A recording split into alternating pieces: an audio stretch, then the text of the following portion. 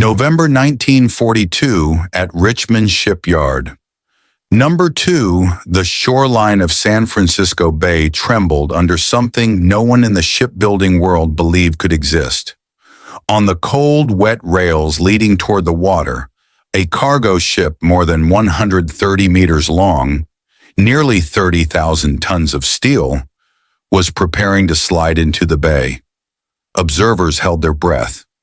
No one understood how the structure standing before them had taken shape in less than 5 days since the keel touched the ways. For centuries, shipbuilding moved under rigid rules, demanding hundreds of days in the hands of master craftsmen.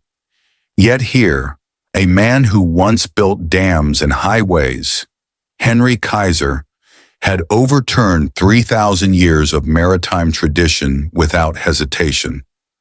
Richmond did not look like a shipyard anymore. It resembled a colossal industrial organism, alive day and night, powered by thousands of workers who had learned their trade only weeks before. Everyone knew the old number, 230 days for a single ship.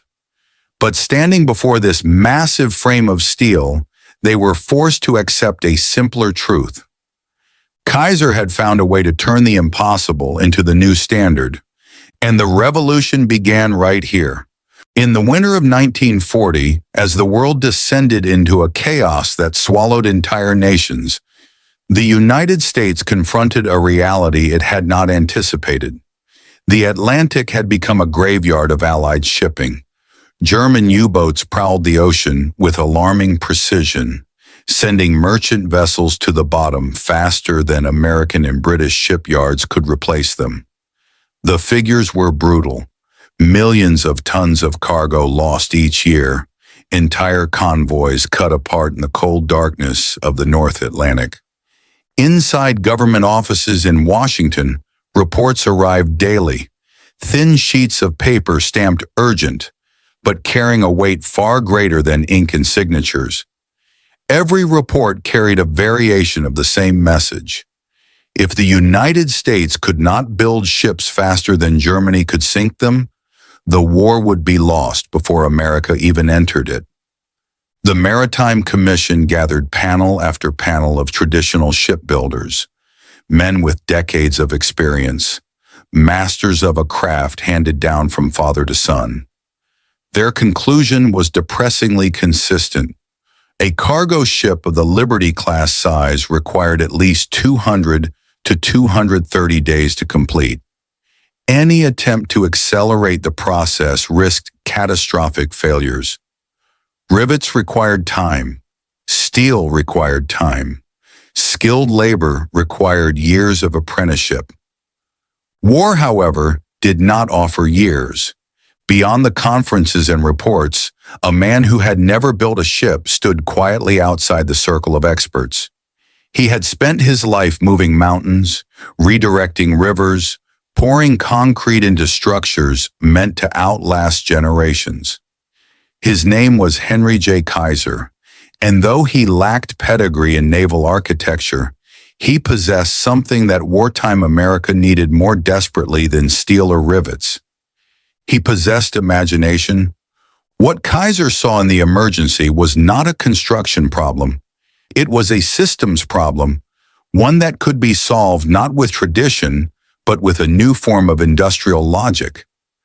Kaiser's ideas took shape long before he stepped into a shipyard. His experience on dam projects, Bonneville, Grand Coulee, and Hoover, taught him that complexity did not require slowness. Thousands of workers could be coordinated in parallel, not sequence. Tasks could be standardized. Materials could flow instead of wait. Every hour could be measured, predicted, and used. To Kaiser, the shipbuilding world looked ancient. He saw workers moving like artisans in a guild. He saw ships constructed like handmade sculptures. He saw skills protected instead of distributed. And he saw delays everywhere. He recognized something that traditional builders never questioned. The problem wasn't the ships. The problem was the system. The shipbuilders dismissed him as naive. They called him an outsider. Some considered him reckless. But the situation in the Atlantic forced Washington to listen. Britain was starving. Convoys were bleeding. American factories were producing weapons at a frantic pace. But the ocean had become the bottleneck no one knew how to break. When Kaiser proposed building ships like automobiles, using prefabricated sections, parallel workflows, and electric welding, many naval authorities reacted with disbelief bordering on alarm. Vice Admiral Emory Land, chairman of the Maritime Commission, wrote in private correspondence, "Kaiser is suggesting we gamble the nation's survival on an unproven method." But desperation sharpened vision, and where tradition saw danger, Kaiser saw opportunity. On December 27, 1940, Henry J. Kaiser signed his first shipbuilding contract, 30 Liberty ships in 2 years, a man who had never built one. Most believed he would fail. Some expected him to quit. Kaiser did neither. In January 1941, Kaiser chose a stretch of empty mudflats north of Berkeley, California, as the site of his revolutionary experiment. The place was unremarkable, flat, wet, lifeless. Seagulls circled above the marsh, as if skeptical that anything grand could ever rise from such bleakness. But within months, the expanse transformed into Richmond Shipyard No.2, a landscape so unfamiliar to maritime veterans that many believed it bordered on insanity. Instead of long, traditional building ways arranged in sequence, Kaiser created parallel production lines. Instead of tiny workshops handling custom parts, he built vast prefabrication zones capable of assembling modules the size of small houses. He erected gigantic overhead cranes spaced evenly across the yard, machines so powerful that one lift could rearrange the entire workflow of a ship. Engineers from traditional shipyards visited Richmond in 1941 and returned with reports that sounded more like warnings than observations. John Riley, a veteran naval architect from Bethlehem Steel Corporation, wrote, "Kaiser's layout violates every principle I have learned in 30 years. His cranes are excessive. His prefabrication yards are too large. His ways are too short. However, the design suits one purpose: rapid assembly." Kaiser had created not a shipyard, but an assembly ecosystem. Steel entered one side. Welding arcs flared across the center. Modules moved on tracks like mechanical organs, and the skeletons of Liberty ships emerged on the other end at speeds the industry had never imagined. But machines alone did not build ships. For Kaiser's system to function, he needed something even more unlikely. He needed people who believed they could do the impossible. In August 1941, the first groups of workers stepped into Richmond. They were not craftsmen, not shipwrights, not men raised near ports or docks. They were farmers, waitresses, shop clerks, bus drivers, mechanics, housewives, and migrant laborers. Many had never touched steel. Some didn't know how to read blueprints. A few had never seen a ship in person. But Kaiser offered something powerful: higher wages, free training, and the promise that every worker could contribute directly to the war effort. Training schools emerged inside the shipyard. Welding booths glowed through the night. Instructors, some barely a year ahead in experience, taught newcomers a single, precise skill. Not all welding, not all ship fitting, not all assembly. Just one task, repeated hundreds of times. The idea was simple. If a task could be broken down, anyone could learn it. Within 2 weeks, a former diner waitress could weld vertical seams. Within 10 days, a farmhand could tack horizontal plates. Within a month, a former secretary could guide a crane operator through module alignment. This specialization became the heartbeat of Kaiser's revolution, and it shook the foundations of maritime tradition, which insisted that only long apprenticeship produced real competence. By October 1941, Kaiser employed more than 10,000 workers. Barely 2% had previous shipyard experience. Yet production times were falling at a rate so fast the Maritime Commission began monitoring Richmond with disbelief. The first Liberty ship, 197 days. The next, 169. The fifth, 128. The 10th, 97. The trend wasn't slowing, it was accelerating. Something extraordinary was happening.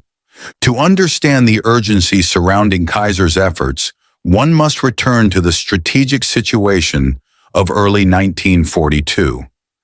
German U-boats were sinking Allied tonnage faster than replacement ships could be built.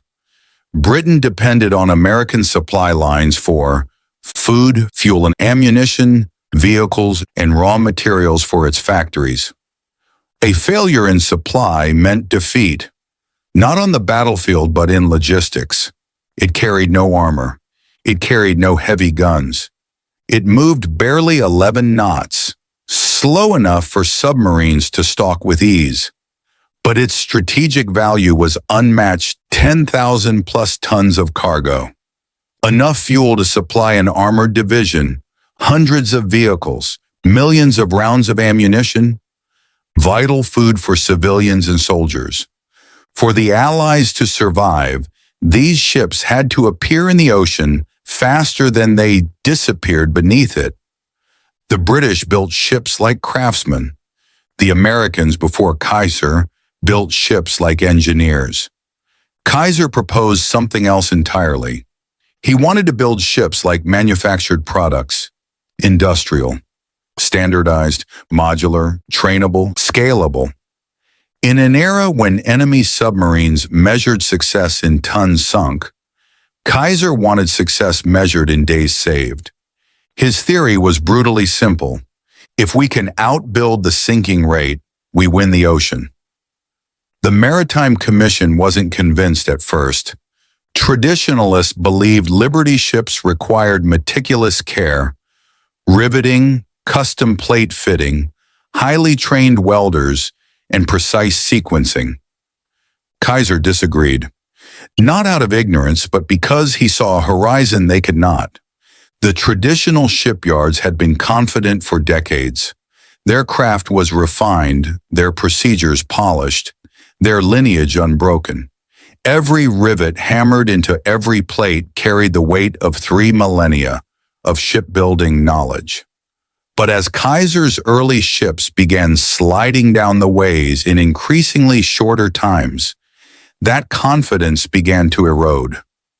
Many shipyards initially regarded the Richmond experiment as a curiosity, but by early 1942, the numbers could no longer be ignored. If Kaiser could shave months off construction, the entire hierarchy of American shipbuilding risked becoming obsolete. Engineers from New York, Boston, and the Gulf Coast traveled west to witness what Kaiser was doing. They returned home in states ranging from disbelief to alarm. Instead of seasoned craftsmen working meticulously across a hull, they saw teams of welders repeating the same simple motion across dozens of identical plates. Prefabricated modules rolling in on rail tracks like components of a machine. Cranes lifting entire sections at once, and workers with only weeks of training performing duties that once required years. The spectacle defied their expectations. It violated their principles. Yet it worked. One naval architect remarked quietly after touring Richmond, "If this method spreads, we become the past." It wasn't just a new technique they feared. It was the collapse of tradition itself. Traditional shipbuilding followed a strict sequence: keel first, then rising frames, then hull plating, then internal compartments, then machinery, then decks, then final outfitting. It was a linear story, beautiful, logical, slow. Kaiser tore the sequence apart. At Richmond, the ship was not built. It was assembled. Bow sections were constructed in one zone, complete with anchor housings, chain lockers, and crew quarters welded into place before ever approaching the slipway. Stern sections took shape nearby. Steering gear, shaft assemblies, and bulkheads were installed on wide-open platforms where hundreds could work at once. Cargo holds and deck houses were assembled like giant steel containers. The engine was built and tested separately outside the hull. And once all these parts reached readiness, they converged on the slipway in a choreography resembling a mechanized ballet. Cranes groaned under the weight of fully formed sections, rotating them into alignment, lowering them onto the keel, and locking them into place with precision adjustments. A Liberty ship that once grew plate by plate now arrived in chunks, complete, inspected, and ready. The effect was transformative. What had taken weeks could now be done in hours. What had taken seasons could now be done in days. This was not a shipyard, it was industrial theater. While Kaiser redefined production, global strategy tightened around his output. In the first half of 1942, U-boats achieved their most devastating successes. Entire convoys vanished. The tonnage sunk reached levels London considered existential. The Royal Navy warned Washington that without immediate reinforcement of merchant shipping, Britain's ability to continue the war would be compromised. Every Liberty ship mattered. Each one carried enough equipment to shift the balance of a front line, enough fuel to keep an armored division moving, enough food to support entire cities. The Maritime Commission reviewed reports from both coasts and saw a stark contrast. Traditional yards delivered ships steadily but slowly. Kaiser's yards delivered ships in falling averages, approaching unprecedented speeds. By spring 1942, Richmond's output had become strategically central, not just industrially impressive. The phrase whispered among naval planners was simple: whoever controls shipping controls the war. Richmond was no longer an experiment. It was becoming the backbone of Allied logistics. Yet perhaps the most profound shock did not come from cranes, welding arcs, or modular sections. It came from the workers. Richmond became one of the most diverse industrial environments in the nation's history. Thousands of women joined the workforce, many entering heavy industry for the first time. Mothers, widows, daughters of farmers, former clerks. They tightened bolts, welded seams, guided cranes. African American workers arrived from the South and Midwest in large numbers, gaining skills and positions that had been denied to them for generations. Welders, riggers, fitters, crane operators, roles once reserved for tightly controlled unions, opened rapidly as scale overwhelmed tradition. A rigid labor hierarchy dissolved under the weight of necessity. Standardized training replaced family-to-family trades. Mass mobility replaced craft exclusivity. Traditional shipyards saw the change as a threat. Workers at Richmond saw it as liberation. One worker described it simply: it didn't matter who you were. If you could hold a torch steady, you were part of the crew. The war altered the geography of opportunity. Kaiser's yards became the proof. By mid-1942, an unexpected development emerged. Competition among Kaiser's own shipyards. Oregon Shipbuilding Corporation in Portland, managed by Edgar Kaiser, sought its own records. Richmond, under Clay Bedford, responded with equal intensity. Newspapers loved it. Headlines read like sports scores. Portland sets new 10-day ship record. Richmond responds with accelerated assembly schedule. Workers took pride in the rivalry. Managers fueled it quietly. Production soared as each yard attempted to outdo the others. But to the Maritime Commission, the rivalry bordered on uncontrollable. Vice Admiral Howard Vickery eventually intervened, reminding all yards that theatrics could not overshadow war needs. Yet the competitive momentum had already ignited something powerful. A belief that even faster was possible. That idea would reach its peak in November 1942. During an inspection that autumn, Vice Admiral Emory Land made an offhand remark to reporters. He noted that Liberty ship construction had improved, but the most recent records still lagged behind the extraordinary speeds seen in automobile manufacturing. Clay Bedford overheard the comment. To him, it was not casual, it was a challenge. Within hours, Bedford walked into his office and assembled his supervisors. He proposed a bold attempt. Build a Liberty ship in under 10 days. The ambition bordered on audacity, but the entire yard embraced it. The target hull was chosen, Hull 47. The name SS Robert E. Peary. Preparations began immediately. Ultra-fast prefabrication, module staging, crew rotation planning, 3-shift welding teams, and the psychological drive of a workforce convinced that history was watching. Richmond was about to attempt something the shipbuilding world believed impossible. The clock would start at 1 minute past midnight, November 8, 1942.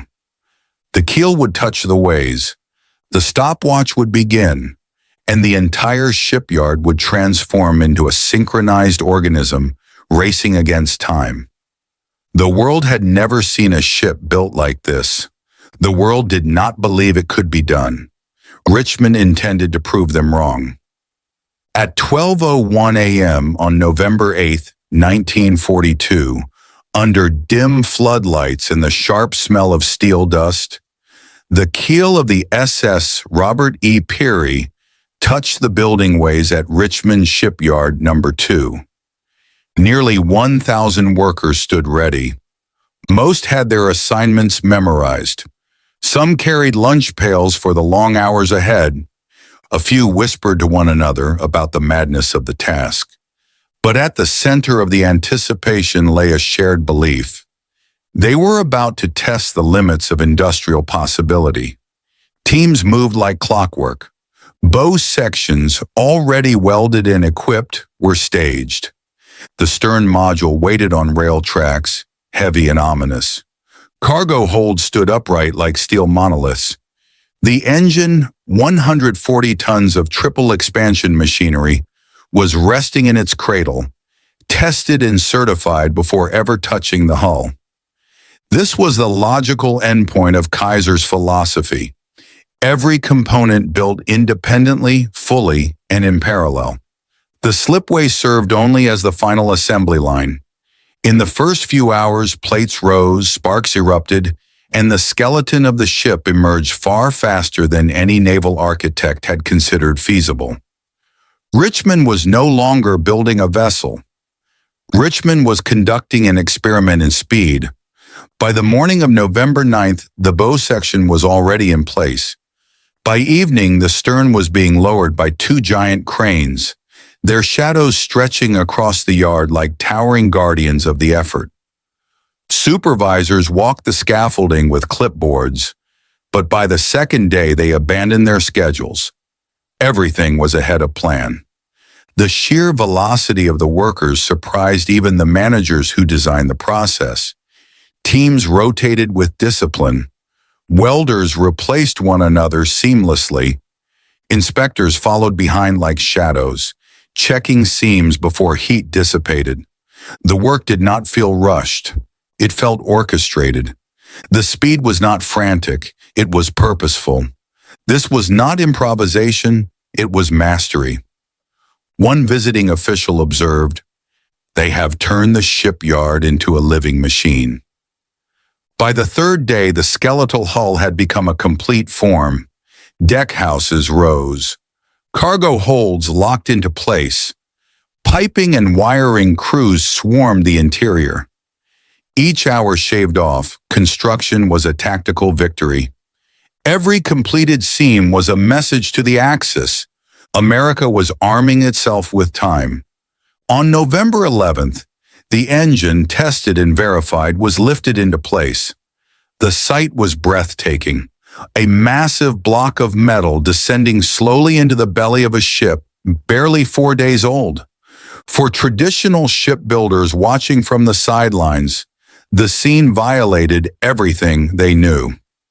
Engines were not installed until the engine room was fully complete. Engine rooms were not complete until the hull had matured. The hull was not ready until weeks of fitting and fairing were done. Yet here, everything happened simultaneously. Parallel production had reached its purest expression. The ship did not progress toward completion. It converged toward completion. By the afternoon of November 12th, welding crews sealed the last seams. Painters followed immediately, coating steel while it still held warmth. Machinery teams inspected their work with a precision that belied the speed.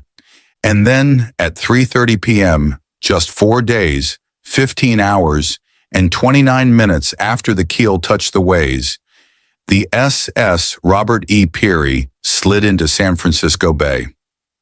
Witnesses gasped. Journalists scrambled to photograph the moment.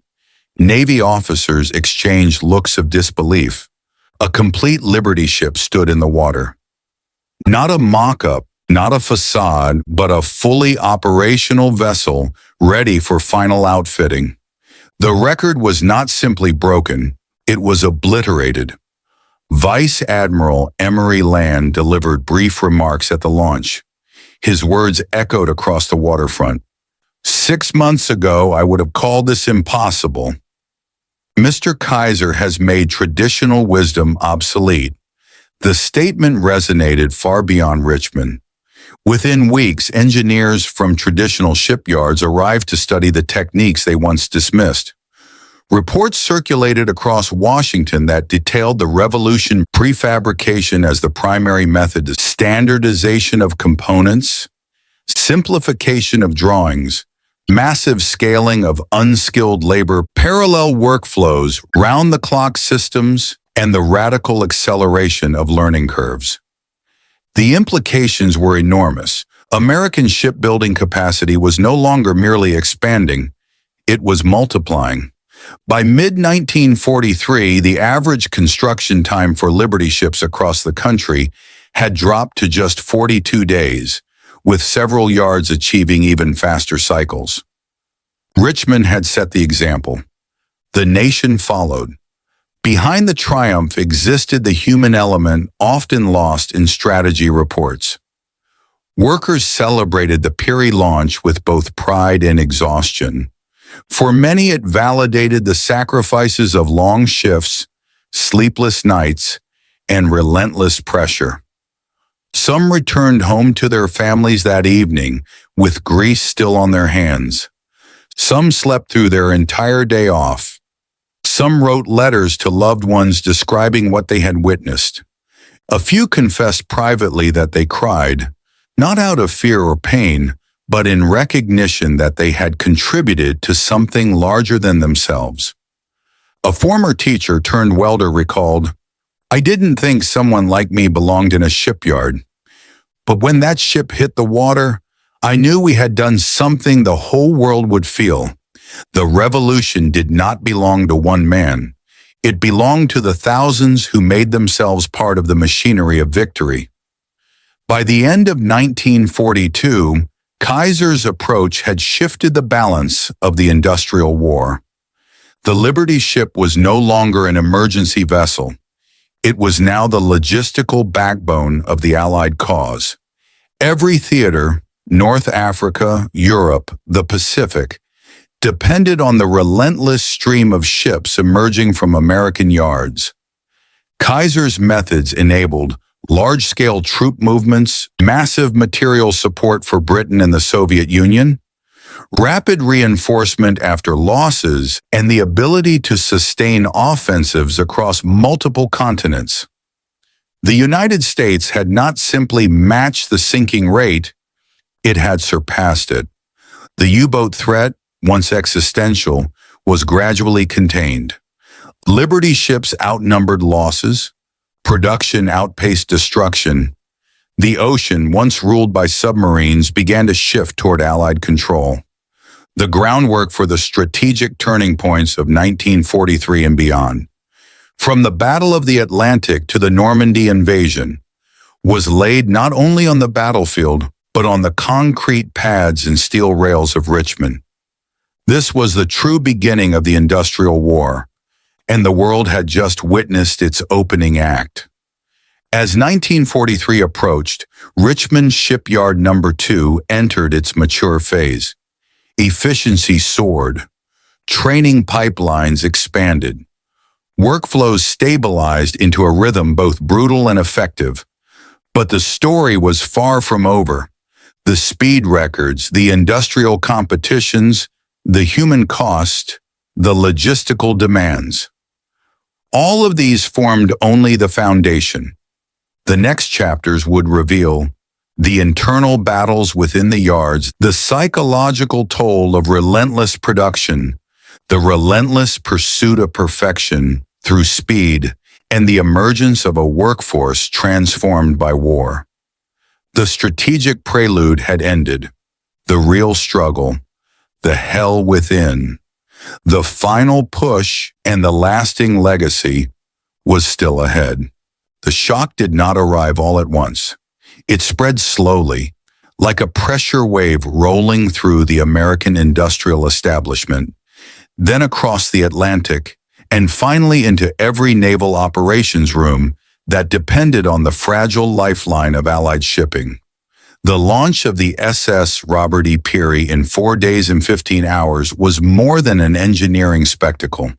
It forced a question no one in the traditional shipbuilding world ever imagined they would have to confront. What if everything they believed about speed, labor, and industrial limits was wrong?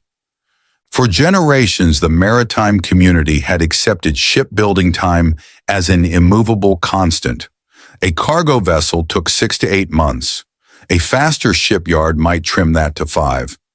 No one, neither naval architects, nor industrial planners, nor economists, seriously considered the possibility of producing fully functional, ocean-going vessels in single-digit days. It was as absurd as proposing that battleships could be grown in orchards. Yet on November 12, 1942, a 4-day ship slid into San Francisco Bay. The world had no language prepared for what Kaiser had just shown. There was no precedent, no existing model, no theoretical framework. If anything, the Peary represented a rupture, an industrial singularity. And as the shock rippled outward, it collided directly with one of the most desperate strategic crises of the Second World War. The Battle of the Atlantic. This was where the true turning point began. By late 1942, the Atlantic Ocean had become the most lethal battlefield in the world. It did not look like a battlefield. It had no trenches, no fortifications, no front lines. But beneath its waves, German U-boats carved arteries through the Allied supply chain. Every week, convoys vanished into the deep. Grain ships, tankers, troop transports, ammunition carriers. A single Liberty ship could feed a British city for a week. A convoy could supply an entire army for a month, and a bad month could determine the fate of the entire war. The British Admiralty tracked tonnage curves the way battlefield commanders tracked enemy divisions. In April 1942, the curve bent downward so sharply that Churchill later admitted in his own memoirs that it was the only moment in the war when I feared we might lose. German submarines were sinking Allied shipping faster than Britain could replace it. Even American production, growing but still trapped inside its slow, traditional methods, could not keep pace. Every 230 days, a new ship emerged. Meanwhile, U-boats sent ships to the bottom in hours. Industrial arithmetic was grim: 230 days to build, 8 minutes to sink. The numbers alone were enough to doom the Atlantic supply line. That is why, when Kaiser's announcement hit the desks of Allied planners that a complete cargo ship had been assembled in less than 5 days, it was not seen as a mere industrial breakthrough. It was interpreted as a strategic weapon, a weapon built from steel, welding rods, prefabricated sections, and the unskilled hands of workers who had been housewives, clerks, and farmhands just months earlier. A weapon the Allies had never possessed before. Speed. The first internal reports filtered into Washington within hours of the launch. Naval engineers, analysts, and Maritime Commission officers reviewed the claims with disbelief. Many assumed initial exaggeration. Others suspected political theater. But the inspection logs and commissioning files confirmed the facts. Even competitors who traveled to Richmond expecting to expose a sham had to admit the vessel was complete, seaworthy, and fully functional. This sent shockwaves through the Maritime Commission. Since the 1920s, American shipbuilding had grown complacent. The nation had not needed massive merchant fleets. Wood and rivet traditions persisted. Apprentices took years to train. Shipyards were crafted around slow, sequential workflows. Keel first, then hull, decks, engine, fittings. Everything followed a rigid order. Kaiser had torn the order apart and replaced it with a principle stolen from the assembly lines of Detroit: parallelization. In effect, he had turned shipbuilding into a giant synchronous machine, massive bow sections rising in one corner, stern assemblies taking shape in another, engine modules being built and tested miles away from the hull. The keel was no longer the beginning of the ship. It was merely the location where all the parts converge. Engineers soon realized what this meant. A traditional shipyard, no matter how large, could never achieve exponential gains. Its workflow was inherently linear. Kaiser's workflow was inherently multiplicative. When this analysis reached the Navy's industrial planners, they understood the strategic meaning immediately. If one man could reduce shipbuilding time from 230 days to under 10 days, then the United States could outbuild the German U-boat fleet permanently. This insight would redefine the entire maritime war. Across the Atlantic, the British Admiralty received its own copy of the Peary Dispatch. For months, British analysts had begged American officials for increased shipping output. Britain was starving. Fuel stockpiles were shrinking. Convoy escorts were stretched thin. As winter 1942 approached, the morale of Britain's merchant marine was frayed nearly to breaking. Then the cable arrived, 4-day ship completed, fully operational. Method appears repeatable. Inside the Admiralty War Room, shock gave way to something Britain had not felt in months: cautious hope. If the Americans could truly do this repeatedly, not once, not as a publicity stunt, but as a sustained method, then the Atlantic could be won not by defeating U-boats, but by outproducing them.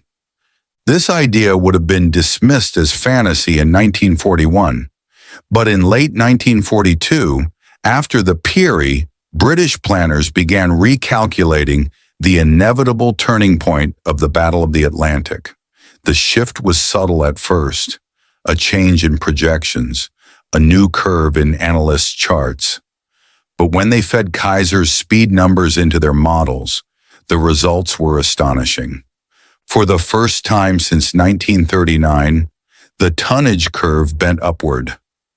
That moment, on paper, in an underground war room, marked the beginning of the strategic reversal, a silent turning point, a victory defined not by a single battle, but by a new industrial possibility. Within weeks of the Peary launch, the U.S. Navy reorganized its procurement priorities. The Maritime Commission convened emergency meetings. The Warshipping Administration restructured its transport models. All of them reached the same conclusion. Kaiser's method was no longer an experiment. It was the new American industrial doctrine. What followed was unprecedented in American history. Contracts rewritten, yard designs overhauled, prefabrication mandated, riveting crews retrained as welders, inspection protocols revised, engineering drawings simplified, budget approvals accelerated. It was not a refinement of old practices, it was the abandonment of them. In effect, the United States executed an industrial landing, a strategic insertion into a new era of manufacturing. A landing not on a beach, but on an idea. That speed could equal strength.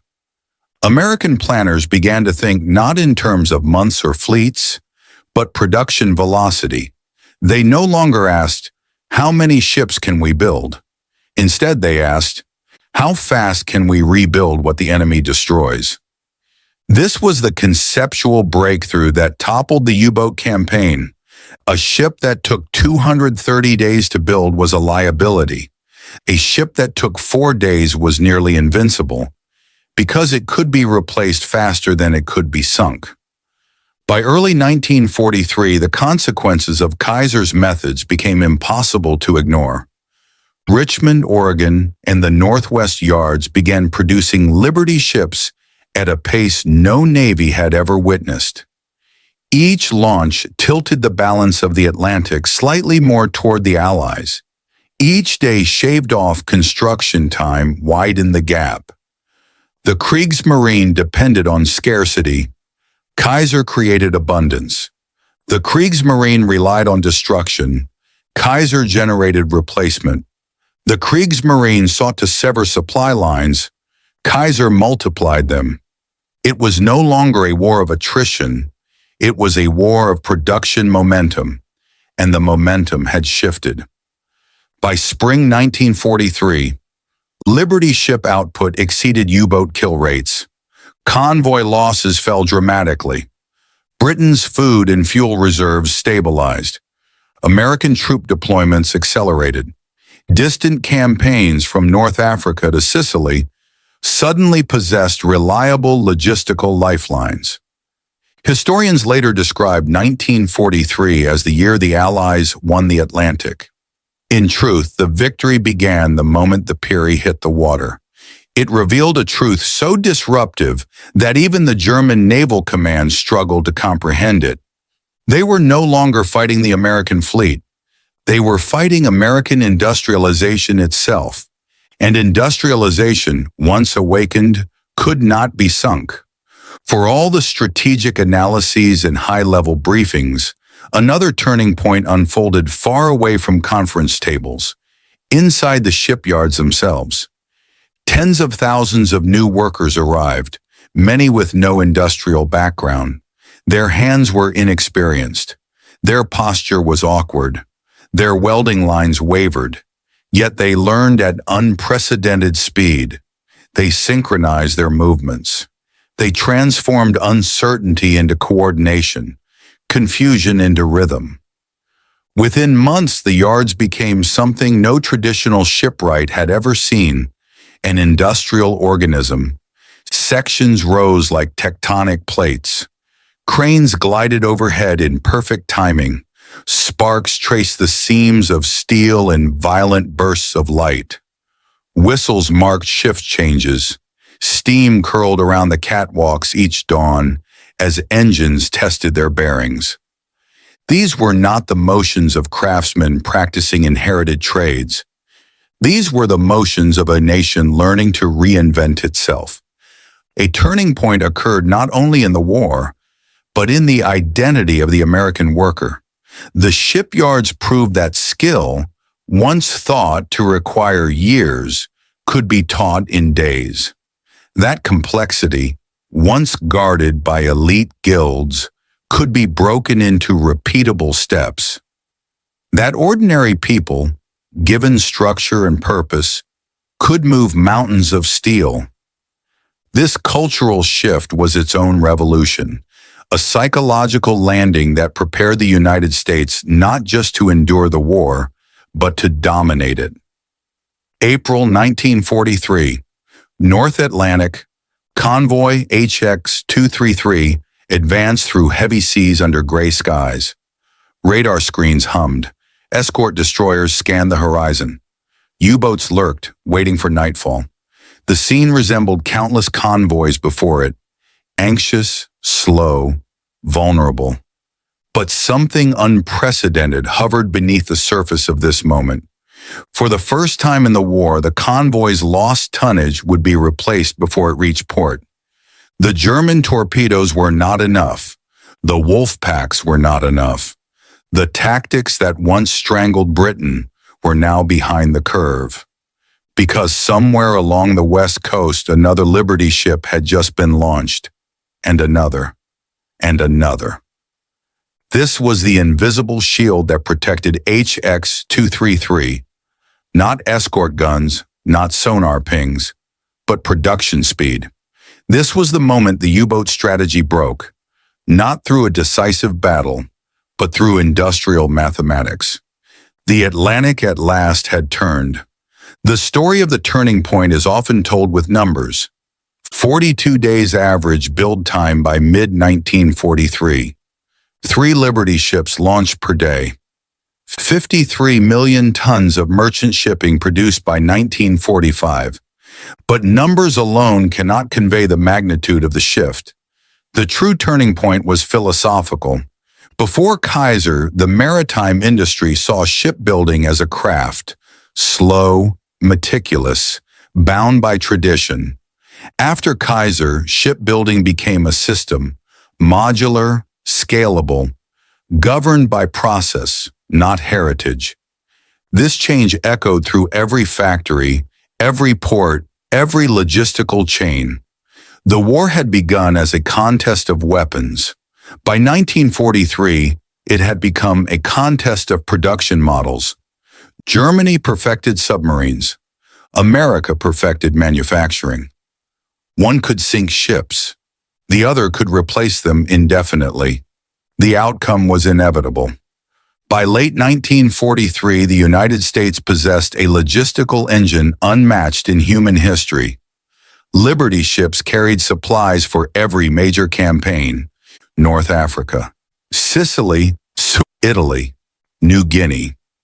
Britain's build-up for D-Day. Wherever American forces advance, Liberty ships appeared offshore like iron ghosts, delivering fuel, ammunition, wheat, vehicles, and soldiers.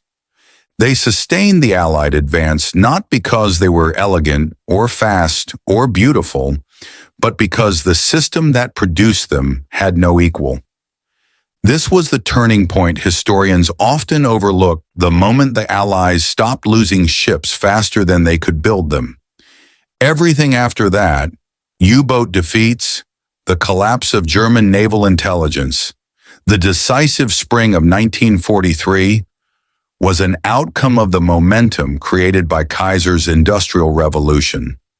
The landing had already occurred, not on a beach, but on a new way of thinking. When the war ended, the U.S. Navy commissioned a study on the strategic factors that shaped the Allied victory. The report listed radar, code breaking, long-range aircraft, and improved convoy tactics. But buried in the appendix, a single line captured what naval planners later admitted privately. The war was won when ship replacement exceeded ship destruction. And that moment, mathematically, strategically, and philosophically, began with a single event: a ship built in 4 days. A disruption so powerful it forced empires to rethink their assumptions. A turning point forged not in battle, but in steel and labor. A reminder that wars are not always won where the guns fire. Sometimes they are won where the sparks fly. The miracle of speed had dazzled the world. The 4-day ship, the cascading launches, the rising walls of steel that seemed to grow faster than men could count. Newspapers celebrated it. Politicians praised it. Admirals admired it. But none of them stepped inside the shipyards long enough to feel the truth that lurked beneath the headlines. Because inside Kaiser's empire of steel, there was another world, one hidden under the sparks, drowned in the screams of metal, and carved into the hands of hundreds of thousands of workers. A world where speed had a cost. A world where the line between breakthrough and catastrophe was razor thin. A world Kaiser never advertised, yet depended on more than any prefabricated section, any crane, any welding procedure. This was the hell within. The Richmond yards looked majestic from a distance. Cranes standing like titans, assembly lines glowing under floodlights, the silhouettes of half-built ships rising in the coastal fog. But step closer, and the illusions dissolved. Heat, noise, motion, chaos. Sparks flew from welding torches in constant showers, drifting like burning snowflakes.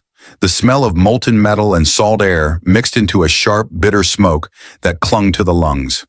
Steel plates groaned as machines pressed them into shape. Riveters, what remained of them, hammered desperately against the dying of their own craft. The clang of hammers, the roar of furnaces, the shriek of cutting torches, all of it merged into a brutal symphony. For the workers, it was never quiet, never still. The shifts ran 24 hours a day, 7 days a week. Floodlights turned midnight into artificial daylight. There were no weekends, no holidays, no rest periods except Christmas dinner in a cafeteria that smelled of grease and sweat. Cars lined the streets at dawn. Streetcars unloaded fresh workers as the night shift staggered out with eyes dull from exhaustion. Men limped between buildings on sore ankles. Women wiped soot from their cheeks. New recruits stumbled through their first week, overwhelmed by the sensory assault, shocked by the intensity. The pace was unlike anything they had ever known. Factories might have been fast.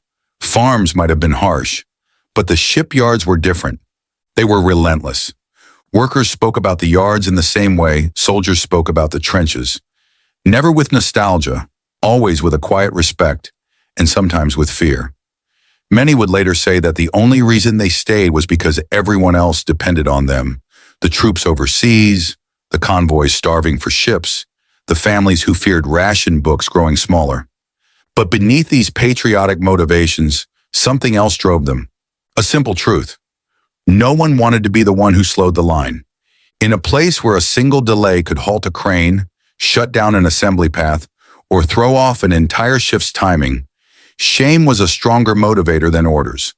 When steel weighed 100 tons and could only be lifted by 2 cranes coordinating perfectly, every human motion became part of the choreography. And in that choreography, the margin for error was tiny. Most workers had never held a welding torch before joining Kaiser's empire. Their training lasted 2 weeks, sometimes 10 days. They practiced on scrap metal, repeating the same motion over and over until the instructor nodded. Then they were thrown into the real thing. The welding mask offered protection, but not comfort. Inside it, the world narrowed into a rectangle filled with blinding blue light and drifting smoke.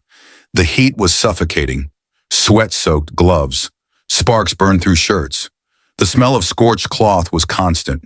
In winter, workers shivered through cold drafts that swept in from the bay.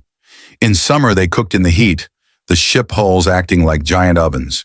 The welding torches never stopped. In some sections, hundreds burned at once, tracing lines of light across steel plates in long, unbroken seams.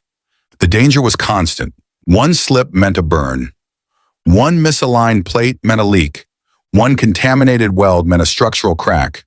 A good welder could sense the steel. A new welder learned by pain. Hands blistered, skin scarred, knees bruised from kneeling on steel. Many workers developed a distinctive walk, stiff, deliberate, cautious, after months of navigating narrow catwalks above yawning drops where unfinished decks offered no safety. But the real hell wasn't the physical pain. It was the knowledge that every weld they made had consequences far beyond the yard. They weren't building barns. They weren't building cars. They were building lifelines. And if one weld failed, just one, men might die at sea. This fear became a shadow that followed every newly trained welder. It haunted them through their shift, through their dreams, through every newsreel that mentioned a torpedoed ship. The 4-day miracle had come with a hidden weight. Speed magnified responsibility.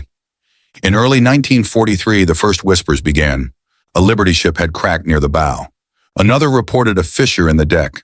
A third suffered a fracture mid-hull during rough seas. The reports were quiet at first, almost secretive. Welding inspectors exchanged nervous glances. Engineers frowned over steel samples. Admirals demanded explanations. Journalists caught rumors, but the Maritime Commission silenced them. No one wanted to believe the unthinkable. The ships built at unprecedented speed might be carrying hidden flaws. Then came the nightmare scenario. The SS Schenectady cracked in half while tied up at port, split cleanly along her midsection, as if an invisible axe had cleaved her open. No torpedo, no storm, no collision. Just cold weather and brittle steel pushed beyond its limits. Photographs of the wrecked hull spread through Washington like wildfire. The crack was more than a structural failure. It was a prophecy. If this happened at sea, sailors would die. Convoys would lose trust. Admirals would panic. The public would question the entire Liberty program. Kaiser's Industrial Revolution, built on the premise of speed over tradition, stood on the edge of disaster. Investigators worked day and night, studying fractures under microscopes. Theories emerged. Brittle steel due to low temperature. Stress concentration along welded seams. Impurities from rushed manufacturing. Flawed design details. Insufficient inspection protocols. Meanwhile, Kaiser's shipyards continued running at full throttle. Every worker knew the truth. If the fractures weren't understood and fixed, all their efforts might be in vain. The pressure mounted. In the heart of winter 1943, Richmond Yard No.2 resembled a battlefield more than a factory. Cranes moved like restless shadows under a black sky. Steam curled upward from heated steel. Floodlights cast harsh white circles on the ground. The fog rolled in from the bay, muffling sound, turning the entire yard into a dream of metal and light. Inside the hulls, welders worked in cramped compartments where sound echoed painfully. The interior temperature swung violently, freezing in one compartment, sweltering in another. Workers developed an instinct for danger. The creak that meant a plate was shifting, the smell that warned of overheating equipment, the vibration that signaled stress along a seam. When a weld failed during inspection, the reaction was immediate. The yard's rhythm broke. Alarm whistles sounded. Supervisors rushed to the scene. Engineers crawled through narrow hatches. And always the same question hung in the air. Is this a flaw in one ship or in all of them? Some nights, a ship scheduled for launch in hours was suddenly swarmed by teams cutting open bulkheads to fix invisible cracks. Sparks rained across the decks. The work intensified into a frenzy. Every hour stolen from the deadline, feeling like a crime against the entire war effort. On those nights, workers glimpsed the true cost of the 4-day miracle. Every new ship launched in record time was accompanied by an invisible shadow. The mountain of hidden labor, stress, and panic required to hold the whirlwind together. Workers rarely saw the sailors who would command the ships they built. But whenever a completed Liberty ship departed the dock, a group of crewmen would arrive for inspection and loading. That was when the abstract became real. A welder might see the captain walking the deck, running a hand along the rail she had welded. A group of machinists might watch engine room personnel test ignition systems on the machinery they had installed. Women working on deck fittings might see the new crew inspecting the hatches, and every time one thought rose uninvited. Will they trust what I built? During breaks, workers sometimes gathered near the docks to watch departures. Some waved. Others remained silent. Many stared at the water long after the ship vanished. They understood something that no admiral, no engineer, no politician ever felt with the same clarity. Mistakes lived with them, decisions followed them, and consequences left the yard on every ship.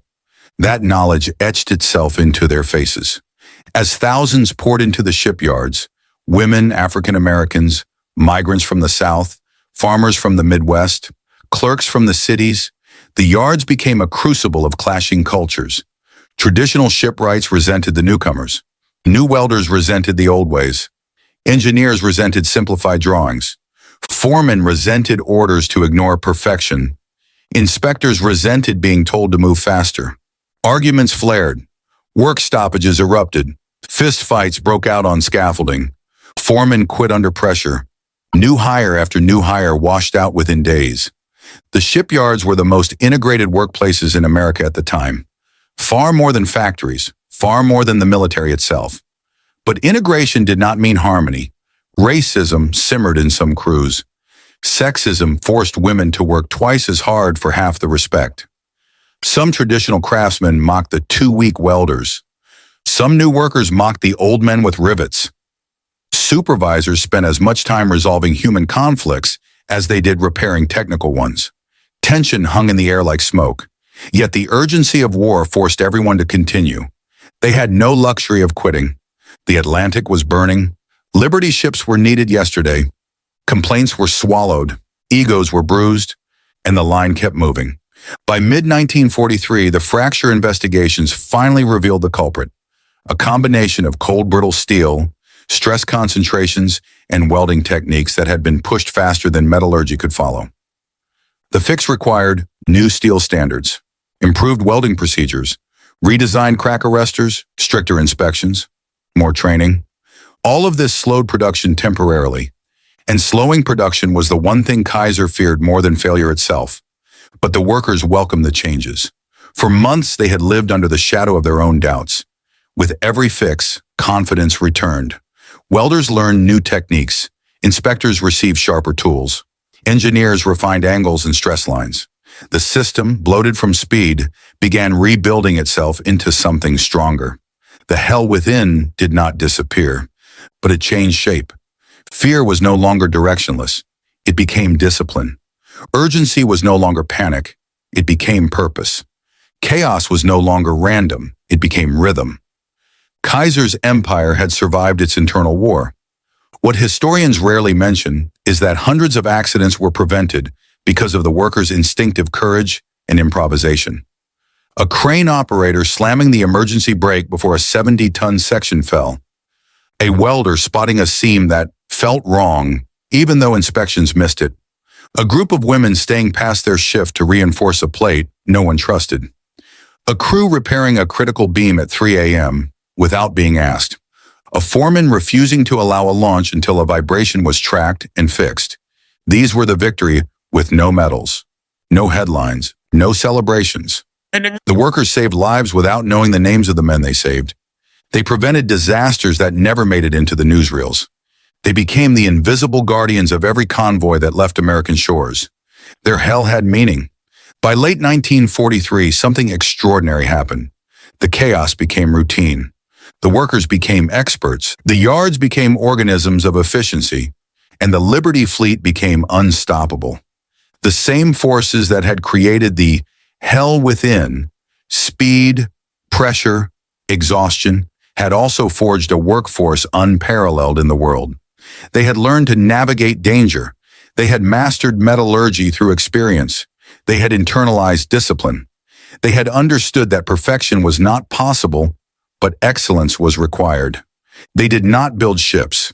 They built momentum. When the war ended, workers left the yards in waves. The sparks stopped. The cranes froze. The steel cooled. Silence finally returned to the places that had once glowed like hives of fire. Some workers returned to small towns. Some pursued education. Some remained in industry. Some carried scars, visible and invisible, for the rest of their lives. But all of them carried something else.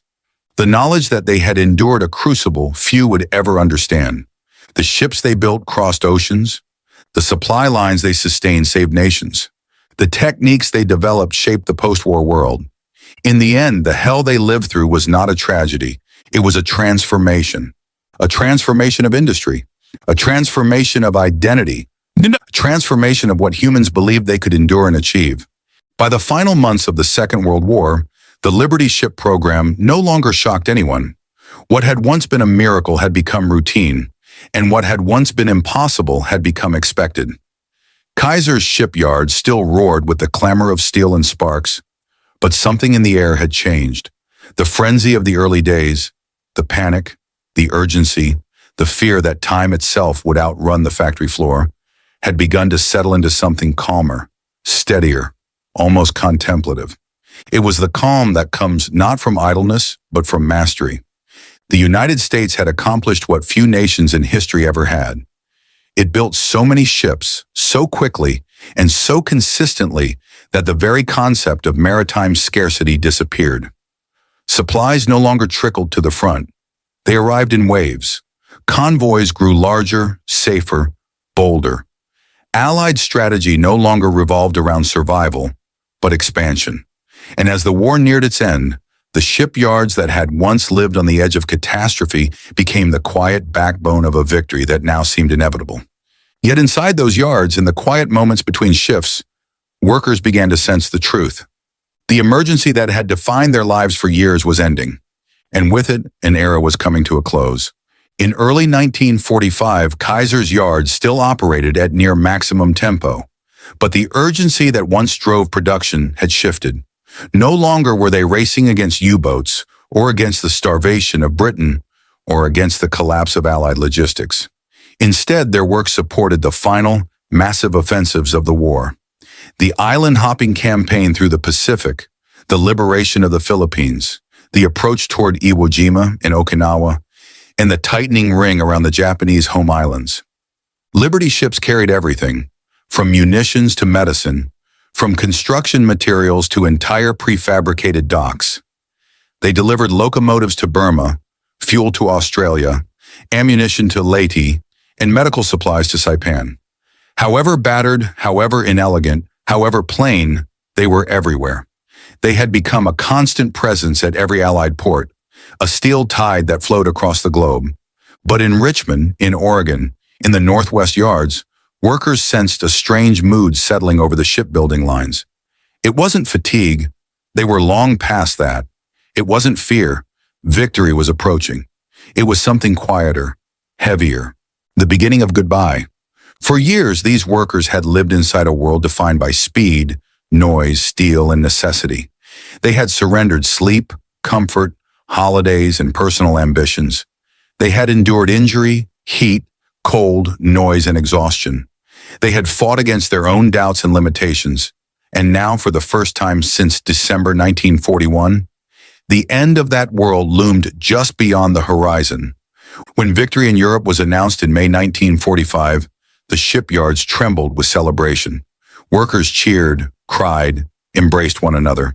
Whistles blew throughout the yards, banners unfurled. But joy mingled with something else. The realization that their purpose, so urgent, so overwhelming, was beginning to fade. And when victory in Japan followed in August, the truth became unavoidable. The emergency was over. The transition was not sudden, but it was unmistakable. In the weeks after VJ Day, the yards continued operating, but the roar of machinery felt less permanent. The cranes moved a little slower. The welding torches seemed dimmer. Workers sensed reductions coming, not because anyone told them, but because they could feel the shift in the air. For 4 years, the shipyards had been sustained by adrenaline, fear, and necessity. Every moment had been an emergency. Every launch had carried the weight of lives saved. Every hour mattered in the struggle to keep the world from collapse. Now, for the first time, the workers were building ships no longer for survival, but for stability. And the pace began to slow. Government contracts were reduced, then reduced again. Ship orders dwindled. The Maritime Commission released workforce projections that spelled out what the workers already knew. 90% of them would no longer be needed. Entire buildings shut down. Cafeterias emptied. Training centers, once overflowing with new welders and fitters, now stood half occupied. The energy that had once driven the yards felt like a tide receding, exposing the bare ground beneath. For many workers, the silence was harder to bear than the noise had ever been. After years in the crucible, the quiet felt unnatural. The final Liberty ships rolled off the lines with a strange mixture of pride and melancholy. Crews performed their tasks with a care that came not from urgency, but from reverence. These were no longer weapons of survival. They were monuments to what had been achieved. The last Liberty ship built in Kaiser's empire, the SS Albert M. Bow, launched on October 30th, 1945. She was perfectly ordinary in every technical sense. Same hull, same engines, same modest speed, but she carried a symbolic weight far greater than her steel displacement. She marked the end of a revolution. As the ship eased into the water, thousands of workers gathered to watch. Some cheered, some clapped slowly, some simply stood in silence, knowing they would never again see such a moment. They had built nearly 1,500 ships. They had changed the course of a global war. And with the launch of the Albert M. Bow, their chapter closed. One worker reportedly whispered as the ship drifted away, "We build our lives here. Now the water takes them." By early 1946, the yard stood nearly empty. Cranes that once moved day and night now hung motionless against the sky. Catwalks gathered rust. Workshops, once deafening with the sound of grinders and hammers, now echoed only with footsteps. The wind swept through open sheds, carrying with it the faint smell of oil and steel that lingered like a ghost. Entire cities felt the shock.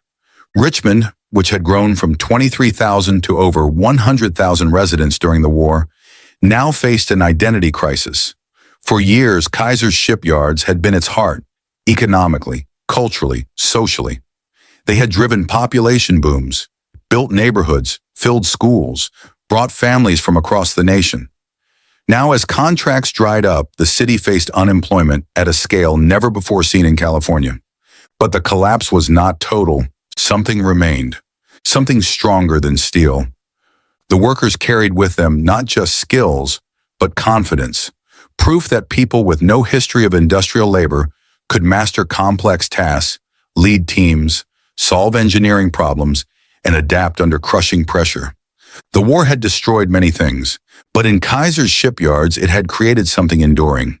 In the years after the war, universities, industrial think tanks, business leaders, and government agencies studied Kaiser's methods with an intensity once reserved for battlefield tactics. Why? Because Kaiser had shown that large-scale industrial capacity could be created almost overnight. Untrained workers could become productive faster than anyone believed. Prefabrication was the future of complex manufacturing. Parallel assembly could defy traditional production limits. Leadership did not require conformity to tradition. Innovation could emerge from outsiders.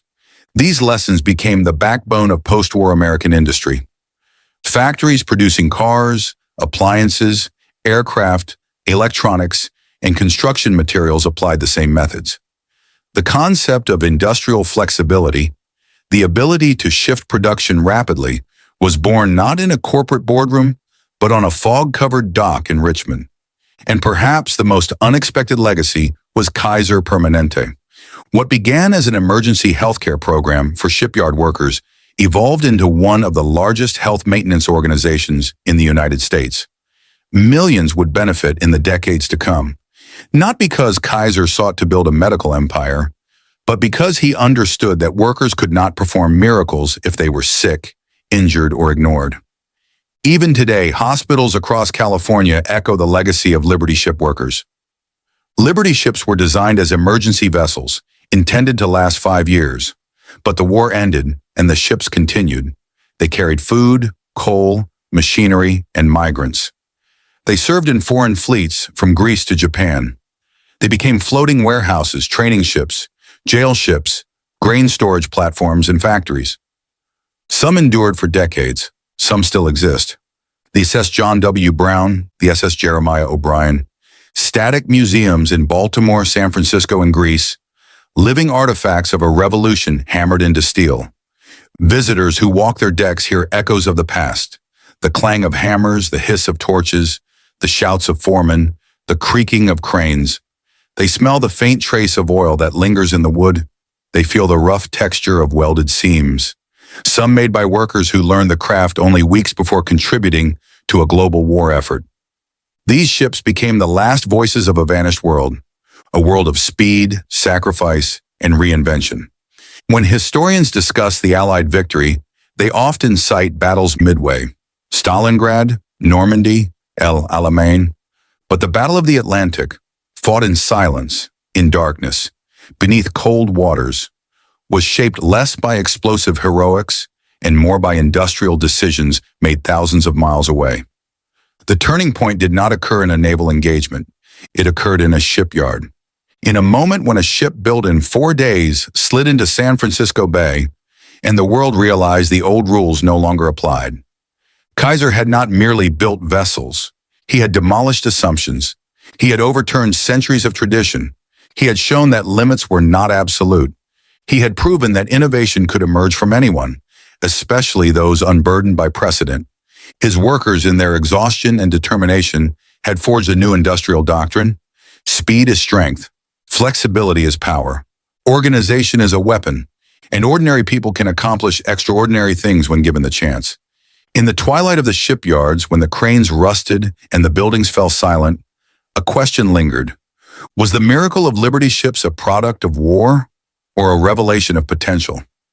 Those who lived it carried the answer quietly. They knew that the true miracle was not the 4-day ship itself, nor the thousands that followed. The miracle was what the shipyards said about human possibility, that learning curves could be bent, that industries could be reinvented, that people could rise to meet unimaginable demands, that tradition could be questioned, that speed could be mastered, that chaos could become rhythm, that desperation could become innovation, that innovation could become victory, and that victory could reshape the world long after the guns fell silent. The Liberty ships themselves are mostly gone now, scrapped, scuttled, rusted into the sea. But what they represented lives on. Every modular home, every prefabricated building, every factory built on parallel workflows, every crash industrial program, every emergency logistics surge, every belief that ordinary workers can become experts in weeks, not years. All of it began in a shipyard built on mud flats in 1941.